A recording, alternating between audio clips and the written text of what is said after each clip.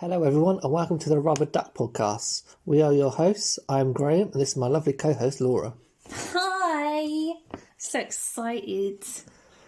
Maybe we should start by telling people who we are, as this is the very first episode ever of the Rubber Duck Podcast. Okay. So for those who aren't familiar with us already, we have our own individual YouTube channels in the past. My old one was called The Rambling Student and your old one was called... The second viewing. Can't remember. So long ago. But now we're making our new channel, which we're having together, is called Laura and Graham. That's so creative. I know. And that's kind of stuff is just going to be videos on like our lives, our wedding, things that we like, things that like anything and everything, but a bit more structured than what the podcast is. And I've been tempted to maybe do like the odd vlog here and there, like Corona life. Exactly. So the podcast is more stuff that doesn't really fit into any category. We really just want to use it as more of a space where we can delve deeper into the topic's choice and not have to worry about what it looks like on camera. Yeah, because sometimes when we're doing a video, And we have to be like, we have to look presentable. These are the podcasts we don't really have to look presentable. Like right now, your hair's a mess. Thanks. You look like a little Smurf. Smurf. Yeah. That's my Smurf impression. So yeah, the topics will vary from one episode to the other. And it just gives us an opportunity to talk about multiple things at once. It doesn't matter if we go off on tangents. No. We probably will. We probably will. Obviously there's got to be a set topic for each episode. Yeah. But then like that topic may dive off into like 8 different topics. Exactly. Yeah. Maybe. We'll try to keep it up to maybe 20 minutes to 30 minutes long. We'll try. Hours. And hours. Like they cut to the end and we're both grown beards, especially you. We can't see if we've grown beards. Exactly. That's the I want to get point. croaky in the voice. Hello. Exactly. Yeah. So what is Today's episode? topic, I thought we could talk about writing. Okay. Because today was a very exciting day, especially for Laura. And she, through the post, she received her very first physical copy of the book that she'd first ever written. And plan to publish. So you've got. So first of all, like, how's it? Like, how are you feeling right now? I'm feeling very excited. I was very happy. I was very happy for you when it came from the post. Yeah, you really was. I had to go out in my dressing gown to get it. Yeah. But, like, you tried to hide it from me after I came out of the shower, but I got an email saying that it had already been delivered. Yeah. So the hiding hadn't really worked. But I thought it was a cute idea to hide it from you. Yeah. And just seeing it, like, holding it and seeing the actual thing instead of it just being on a screen, it's really good. Yeah. So, like, what's it about? Where did the idea come from? So, I don't really know where the idea came from. So the whole reason why I wrote this book is for my book project at university. So you're an English student, yeah? Yeah, English literature and creative writing student, and I'm in my final year. Hopefully graduating this year. Not likely, but... Not because you're a bad student. No, yeah, because of coronavirus. And strikes. And strikes. But, like, I had to write this book for one of my creative writing modules called the Book Project. And the whole idea is to have a physical book by the end of it and to do a book launch. Things have happened with coronavirus that other things haven't happened. So we didn't have to even have the actual book. But I wanted it. Yeah. And so that's why I first wrote it. And so I knew I had to stick to a certain amount of words. And at first I thought maybe just writing a few short stories, like maybe have that. But then I was like, I want it to kind of all link. And then I thought, what about fragments? I'd read a book in my last module where it was all fragments, and I thought that's quite cool. And so, yeah, I came up with to write a book in fragments. And then, first of all, the idea was like a murder mystery. Then I kind of went off that idea, and then I kind of focused into mental health stuff as well, so I thought. And I feel like it worked. Yeah, so like when you got set the assignment, was it like, everyone in your... Was it the whole year or just your module group? Module Group. Was the assignment like, okay, write X amount of words, but do they all have to have something in common? Or is it just like you got free to write whatever you want? So, like the students in my class, for fiction you have to write at least 6,000 words. And you could also do, or you could do poetry instead, which you have to have 120 lines. Has anybody done poetry? Oh, they have. Yeah, people have done poetry. And basically, it was just do what you like. Yeah. Like, Was that good or bad? It was really nice to just have that so much freedom. Not even to have like a little bit of a structure. Like, it could be really experimental, it could be really traditional. And like, yeah, it's just like, do whatever you want to do.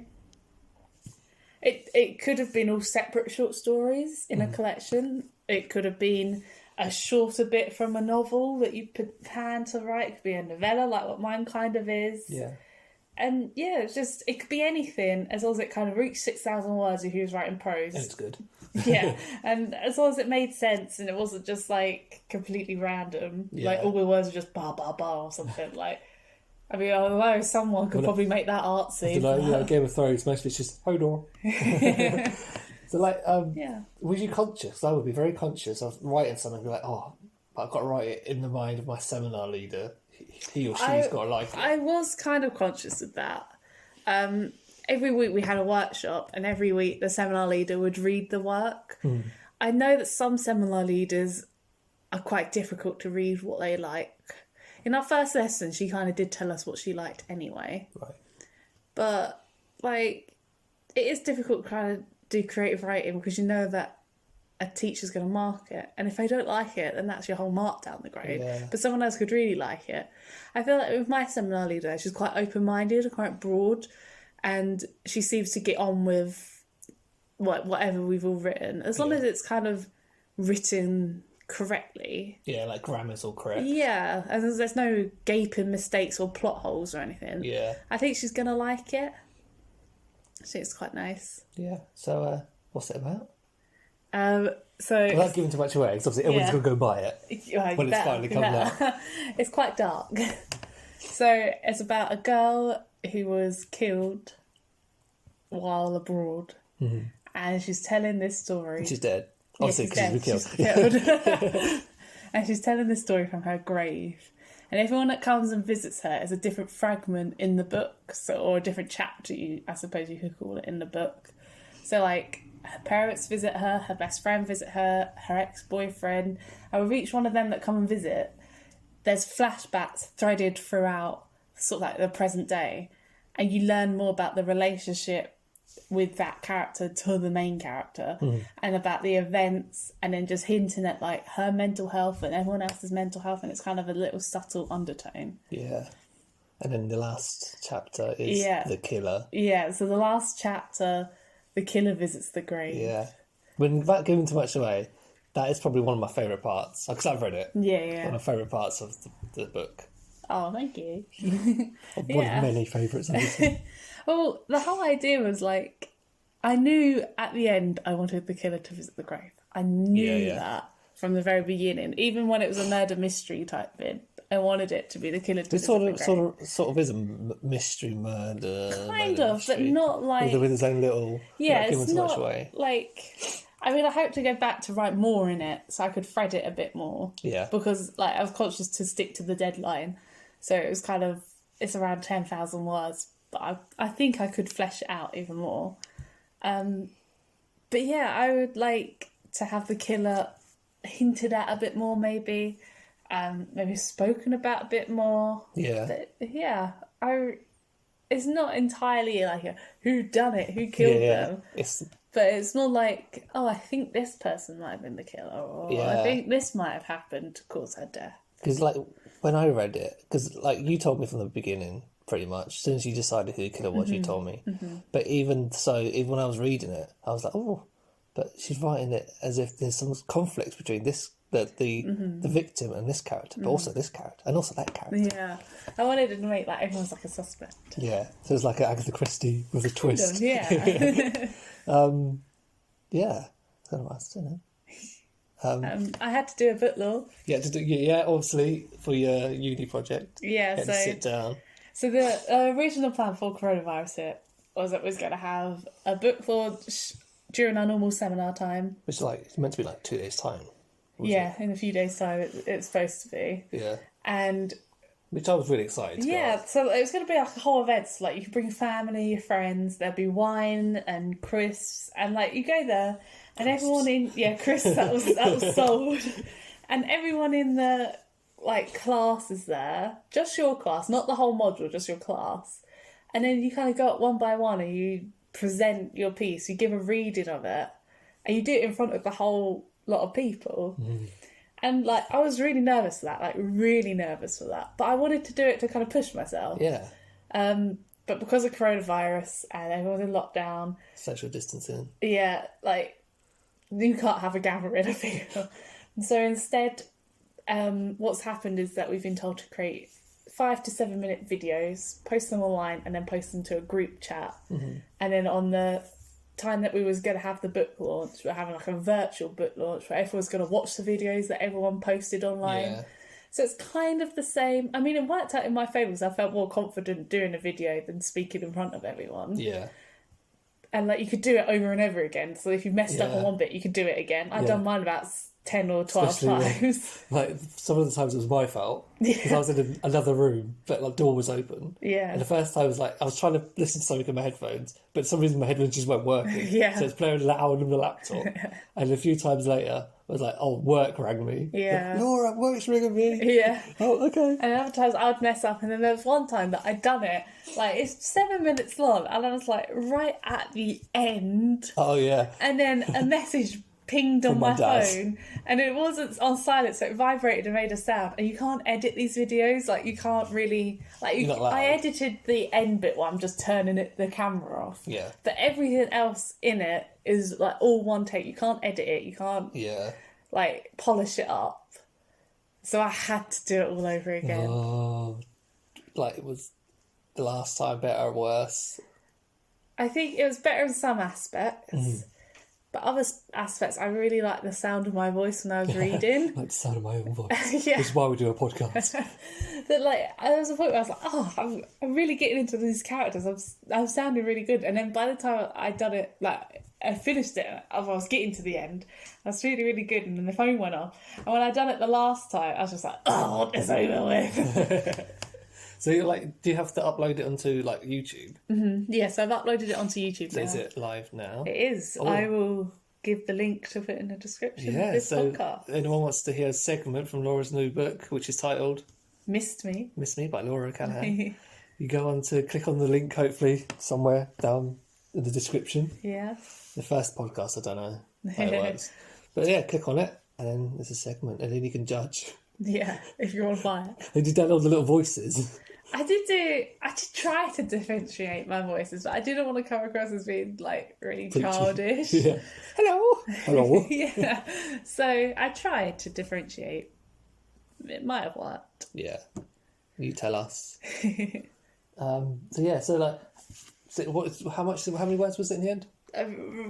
About 9,000 odd, just under 10. And how long did it take for you to write it from like very beginning to?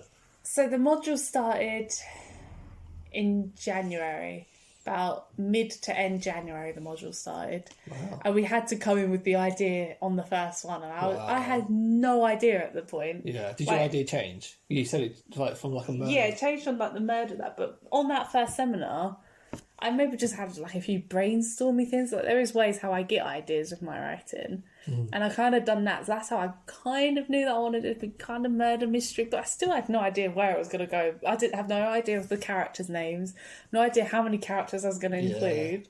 How many chapters? All I knew was that as a girl telling the story from her grave, and the killer is revealed at the end. Which is interesting enough. Yeah. Yeah. But like I didn't know what was gonna happen. Like for like a good few weeks in the seminar and that I was like, well, I know what's gonna happen.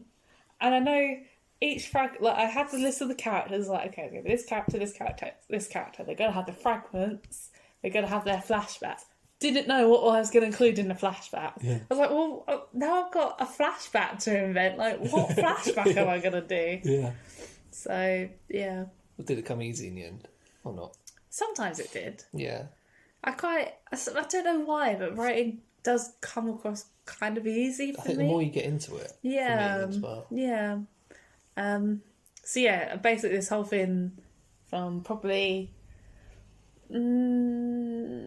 beginning of February And that's the end of March. until the That's end quite- of March. Wow. That's quite quick. 10,000 words. Yeah. I mean, it takes me like 5 whole years to write 500 words. But yeah, like, that's how long it took me. Yeah. It is only short, like... Do you feel like if it wasn't for your deadline, you may have not done it so quick? Because you even like you did say, given the time, you would have fleshed it out more. Yeah. I mean, if the deadline wasn't, like for this book launch, the 2nd of April, and then the official deadline was the 2nd of April, then it got extended because of the strikes. So now it's the 15th of April. But if it hadn't have been, like, that as the deadline, say the deadline was, like, in January next year, Yeah. definitely would have been longer, but I don't think I would have done it at a slower pace. Like, in the seminars as well, we had to write 500 words every week to be workshopped, which I think really helped. Yeah. So you had to write 500 words of your Bit book. pressure. And then, like, you know, when you're in the middle of writing it, you go over 500 words when you're writing Yeah. it. So then it just... We allowed leeway, like 10%. Well, like, Either you way. only submitted the 500 words at the okay, yeah, beginning. Then just stop. Well, Mid-sentence? like, if... Like, no, not mid-sentence. But, like, if, say, on the Sunday I was writing, because you had to upload them on the Monday, and I was writing these 500 words, and I had written 1,000 words, I could only submit the 500 words. But, like, by the end of the seminars, like, because of the strikes, we were all really worried in that. We started saying, yes, submit 1,000 words. Yeah. And we upped the word count to be submitted every week. So then by the end of the, like, term of, like, seminars, we'd already kind of gone over the word count anyway for the deadline. Yeah. And some people stopped at the deadline word count, which is 6,000 words. Some other people went way over. Some of them were on like 30,000 words. Yeah, but so will the extra, excuse me, will the extra words be marked still? No, so what you have to do is you have to submit 6,000 words on a Word document. And you submit that in. And then another part of the whole like module was to hand in a physical copy of the book. So the physical copy didn't have to stop at 6,000. So the physical copy could be like 100,000 words if you fancied. And so you did have to hand in an actual physical copy. Yeah. Now we're just doing a PDF upload. That'll be marked. That will be the physical copy that they mark, and that will have all the words in. But that's more of like the presentation of it, how it all looks together. Yeah. It's Because not obviously the writing. you also had to design the front cover. Yeah. How was that? So at first... You went for like different incarnations. Yeah, so I got one of your friends to do the covers first. Yeah, big up Tilly. And they were really good. But I don't know, it didn't feel me. Yeah, I thought there was one that I really liked. Was it was like a skull with a flower over one eye, and it was taking a quote from the book, which is like can't remember exactly what it was, but it's like Take those flowers with you too. Yeah, take those pink flowers with you too. Yeah, you're mixing two of the covers together there. One of them had the skull and the flower, and the other one had all the flowers in a circle with the quote. Yeah, well, there you go. There were, one I preferred more over the other one. Yeah. But I definitely appreciated the one. Yeah. And I really loved the one. I thought it was really cool. But it just didn't feel... Like, she only had a certain amount of words to go with anyway. So it wasn't the full piece. And I feel like that section that I gave her at the time, like, it was a very small section. And it was very early on. It didn't really demonstrate the whole of it. Yeah. So I feel like the cover that I did end up with did kind of work better as a whole for the book. Yeah. So yeah, I had those two great designs, and then after that I kind of designed one myself, but then I learned all about copyright. And can't use that one. That's J.K. Rowling's. I had two royalty-free images that I merged together into a new image, but that infringes royalty-free copyright images. Image laws. You can't modify images. Yeah, who knew? So I was like, okay, so I'm going to have to get rid of that one. That one was kind of cool. It was like dark, but it was very dark. I suppose that was the only negative thing. But because I went into like Waterstones and I looked around all the books, and a lot of the books are quite bright. Pleasing to the eye. Yeah, a lot of the dark colours kind of all went in like one section, and people didn't really go over to them. It didn't stand out. So yeah, I ended up with the cover that I got now. I got this cover of a royalty-free website called Pexels. Yeah, and you had to reference them. Yeah, I put them in the copyright. Yeah. I mean, you should check out The book in total. their way. Oh yeah, it's there. There's like retailing to behind me to find it. There's a few copies on the table. You should check out Beanie Lucas Bester from Pexels, because he done Big up Beanie. the cover, intentionally or not. Yeah. But it was a royalty free thing, and I just gave him credit in the book. Yeah. So you might go into Waterstones one day, but like, hang on. Hang on. Yeah. But I mean, it said, I checked it all out of copyright and that, and it was like completely free.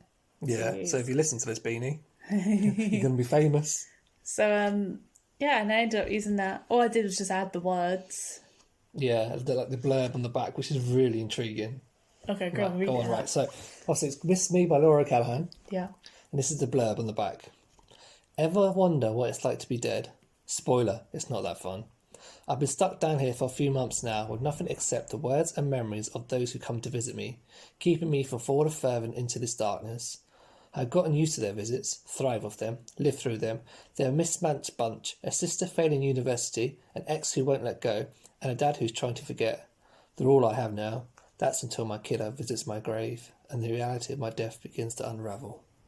Dun, dun, dun. But I know, like, I've had a book published in inverted commas. But I know, like, when you're writing it and you come to give it out, do you ever go, oh, wait, I remember writing that? Like, certain segments, I remember writing Yeah. that. Like, especially, like, my blurb, I could probably tell you my blurb by heart.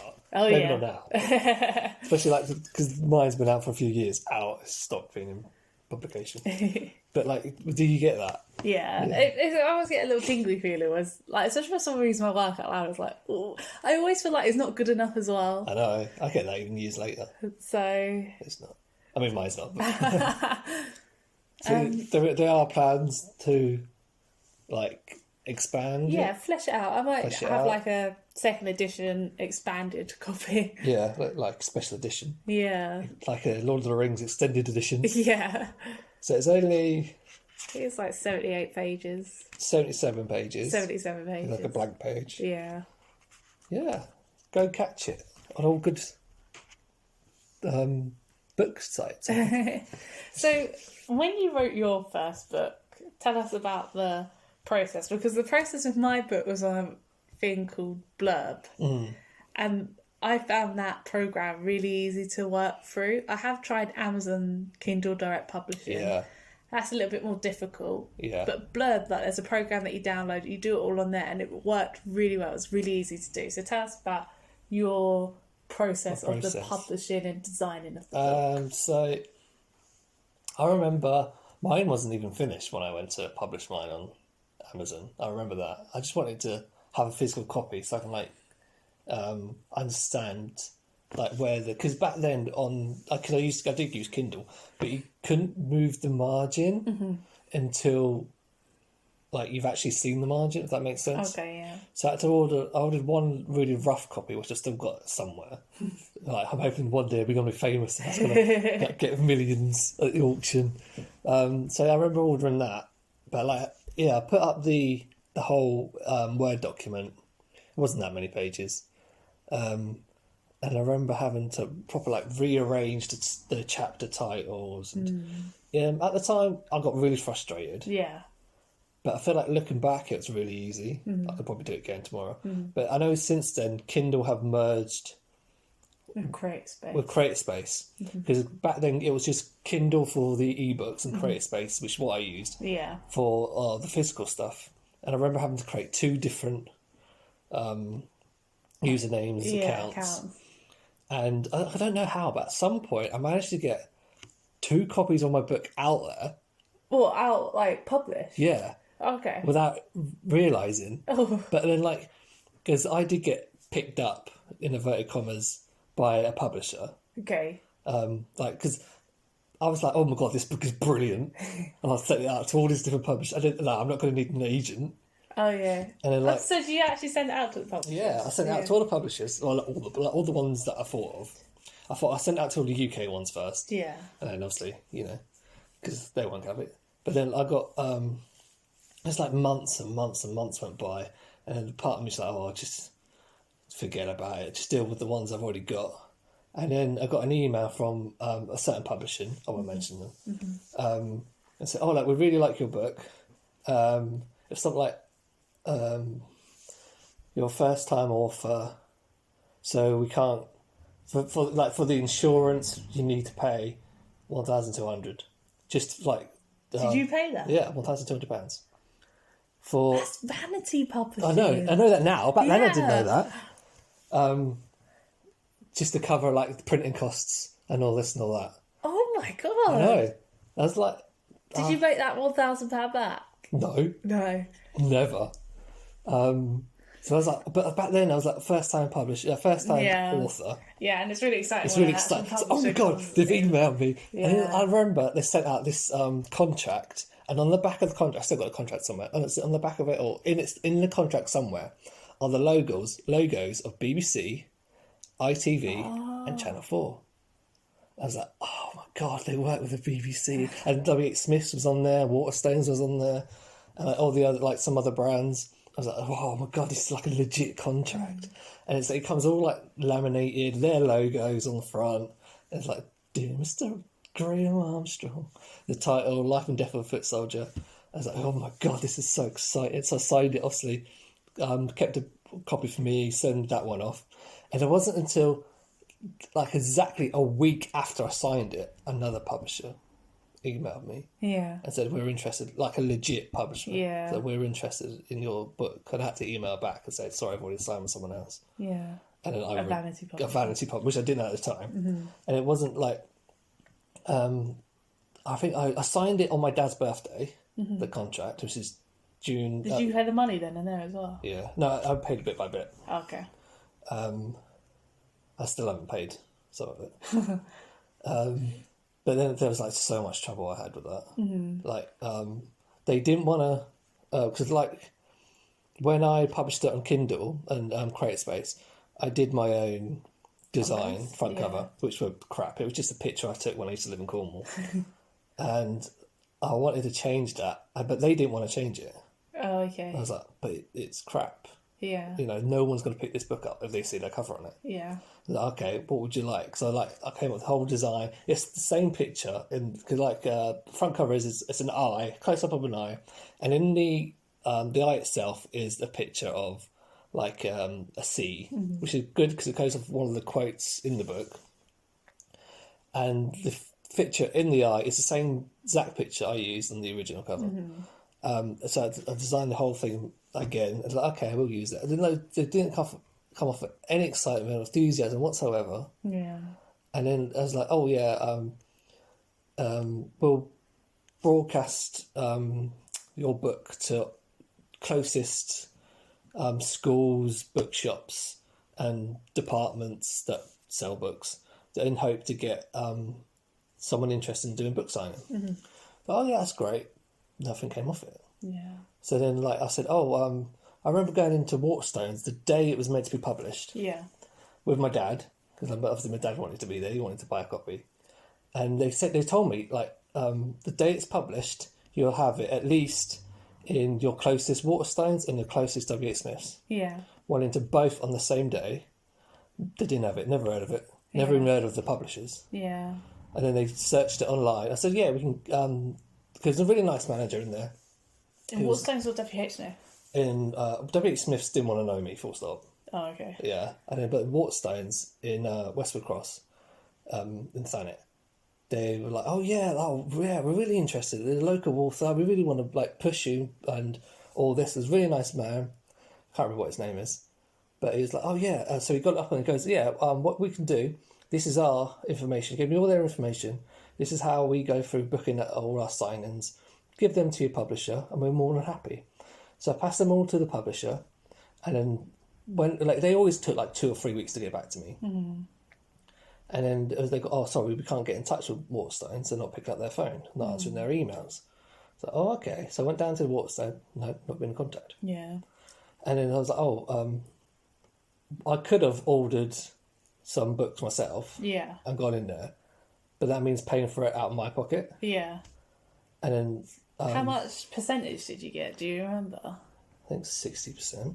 That's not too bad. I did get some money out of it. I got like 40 quid, 50 quid, 60 quid. Yeah. And one of my proudest achievements was it was ranked 6,000 out of 3 million on Amazon at one point. But like, yeah, just nothing came out of it. So in the end, I was like, just cancel my contract. Yeah. Yeah. That's why Vanity Publishing is wrong. Yeah, but it wasn't until like after I signed them that I Yeah. researched them. I was Yeah. like, oh my God, what have I got myself in for? Yeah. Like, I remember when I was looking into getting, like, I don't know, one of my first ever books. I think it's called Titanic's Mysteries that I wanted to get published. It's a really, really rubbish book. How old were you? About 12, 13. Although it was 120 odd pages, I felt fairly happy with that. Yeah. And I remember looking into publishers to say, I never said anything off, but I was looking into publishers, and that's how I found out what Vanity Publishing was. Yeah. And, like, you should never have to pay to get your book published. Like, you should never have to pay for that. Yeah. Obviously, if you go through, like, if you do self-publishing, if you go for, like, Amazon or Blurb, they take A percentage. a percentage. Like, you'll probably After get... you've sold. Yeah, like, you'll probably get 70%. I think that's through Amazon. I'm not too sure with Blurb because it's just a program that I'm just going with. But I think they get the printing money back. Mm-hmm. And then you get, like, the bit on top of that. Yeah. So, like, you set your own price limits. Yeah, So you can just determine how much profit you want to make. Yeah. But I think for, like, a paperback, it costs, like, £2.55 to print. So then you can say sell your book for $4.99 and that rest of it will be what you get. And they get the two. Yeah. So it from what I've seen with Blurb, it's Yeah. fairly nice. Obviously, fair learned my lesson.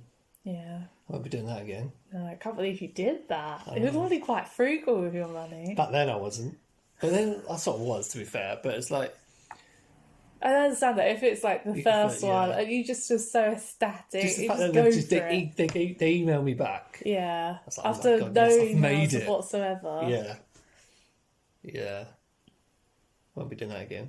So who designed your cover? I did. So all of that is done by you? All that was me. All the work on the book is done by me. Yeah.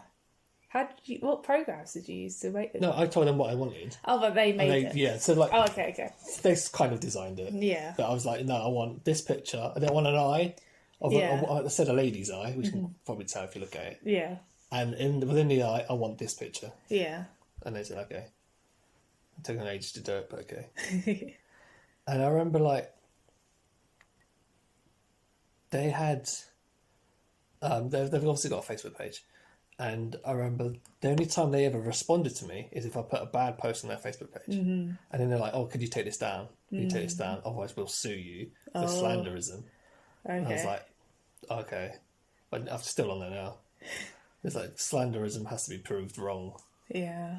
But yeah. But Are they even still working? they're still working. Oh, they are? Yeah. But like afterwards, I went on YouTube and there's a guy on YouTube who's done this like 20 to 30-minute video, just like his own experience with them as well. Yeah. It's like, if only I watched that first. Yeah. All the stress I caused, I would have saved myself. But at least you know now. Yeah. And that's not something you'd go down that route again. Yeah, I mean, if I ever choose to publish again, I would either self-publish or go for an agent. Mm-hmm. Yeah. But it takes me ages to write books. I know.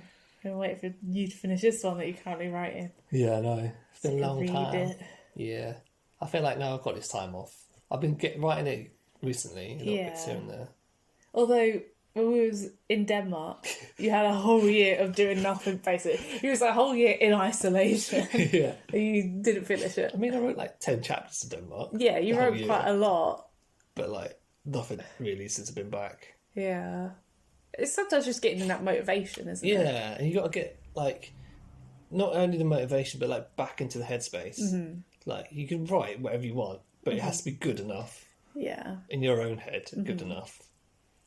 I mean, that's nice having you here. Yeah. You can read over it and be like, Yeah, I like having you to read over it. Although most of the time you're just like, oh, that's good. yeah, that's all right. Although, like, that's the one thing that I found really valuable with my seminars is the workshops. Yeah. Because, like, as much as your advice is really valid, like, sometimes you come up with some really good, like, points and you tell it straight. Yeah. But sometimes it's like, because, like, you know, you love me. You've read it so many times as well. You kind of become like me where you just can't see it. Yeah. And so when someone else points it out who isn't that close to you and Who's just, been trained. yeah, it's They've really got their nice. degree. It's really nice to have that. Yeah. But, like, it is difficult, isn't it? Reading someone you, like, really love. It's where I can be like, oh, but I don't like that. And then all the times, like, I try not to say I don't like that. I try Yeah. to say it'd be a bit better if you did this. Yeah. Although I'm quite a bitch to you when I do your editing. Yeah. I remember when you, at the very beginning, you was like, oh, Oh, yes. I'm going to make you my editor. Yeah.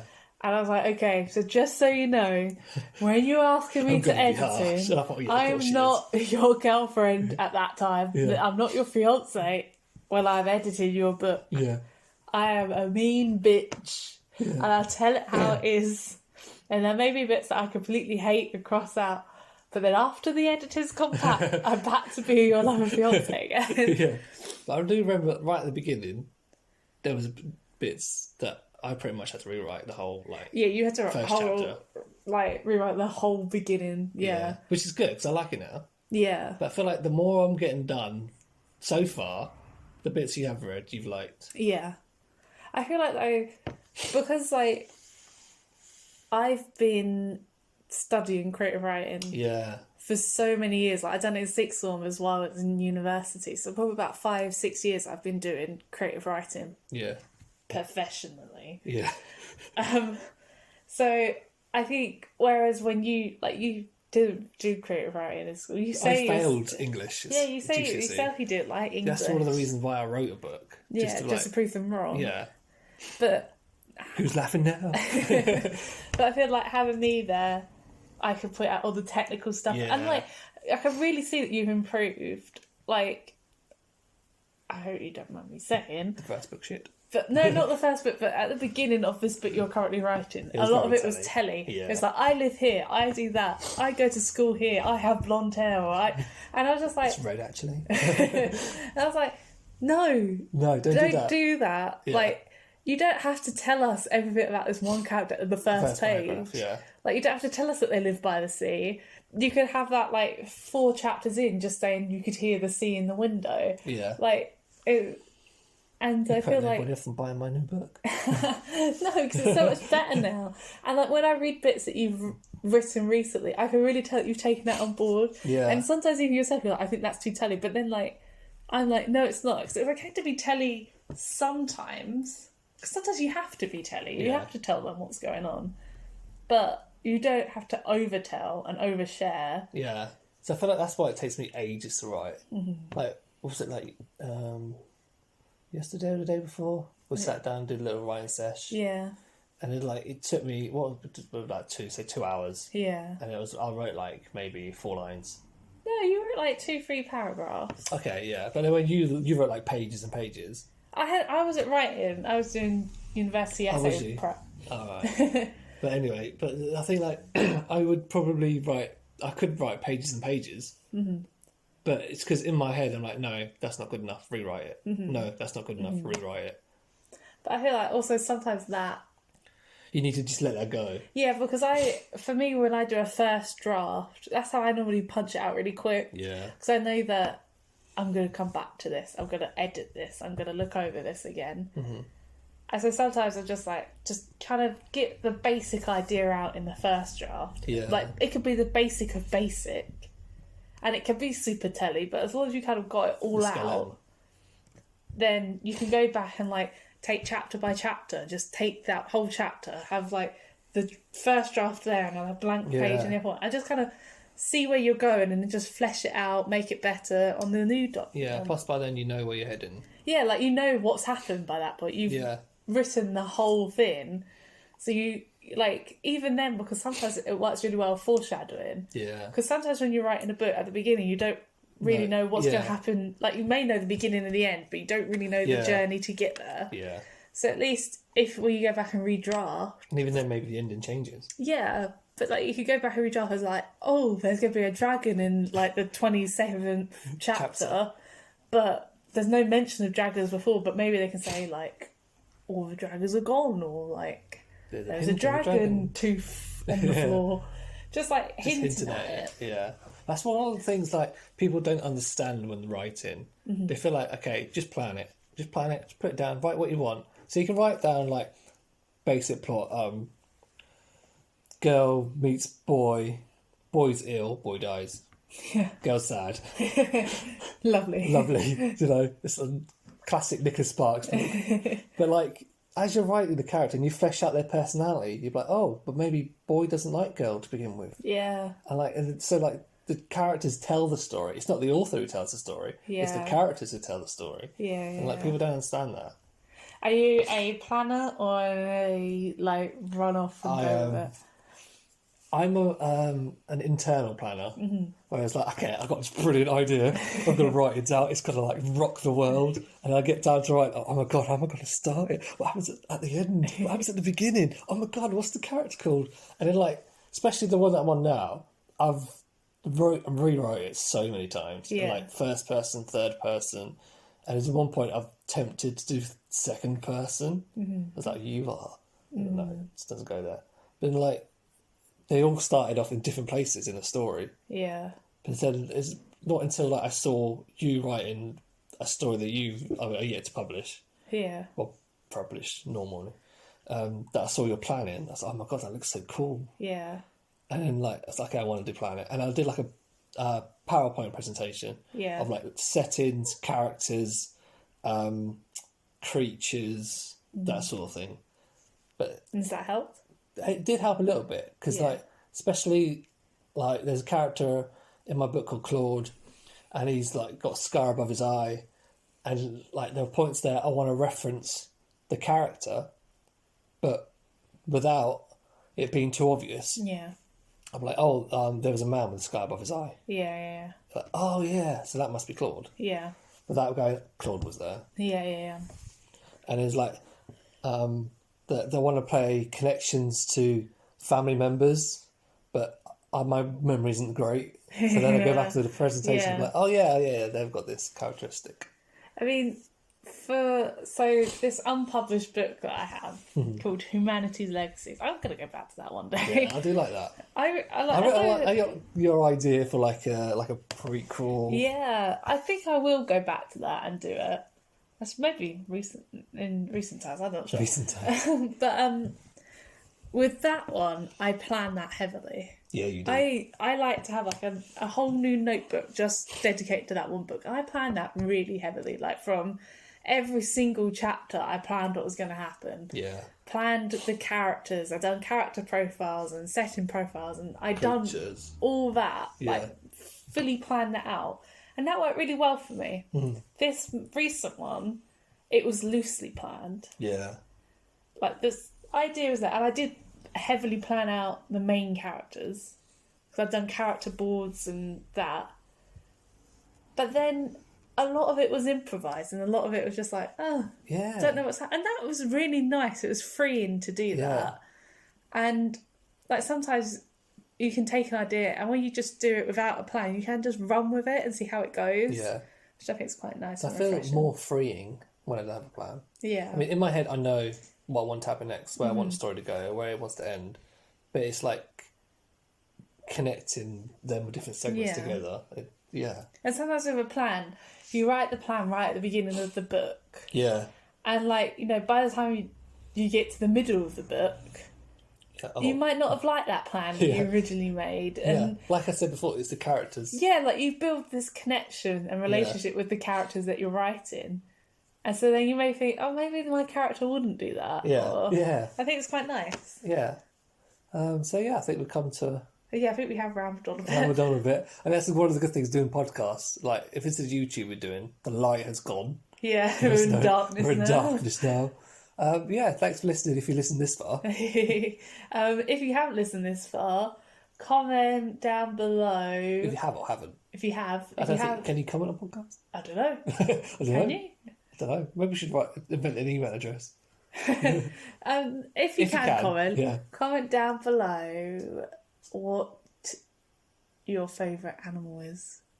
So we're just going to fill the comments with random animals. So people who haven't listened this far, so why the hell are all these animals in the comments? Yeah. There we go. Or even more specific, a randomly coloured animal. Okay. So like pink elephant, blue giraffe, Oh, okay, yeah. golden that'd be good. scorpion. Ooh, All right. So go for that. Just go for that. I'm looking forward to see all your imaginative animals. yeah.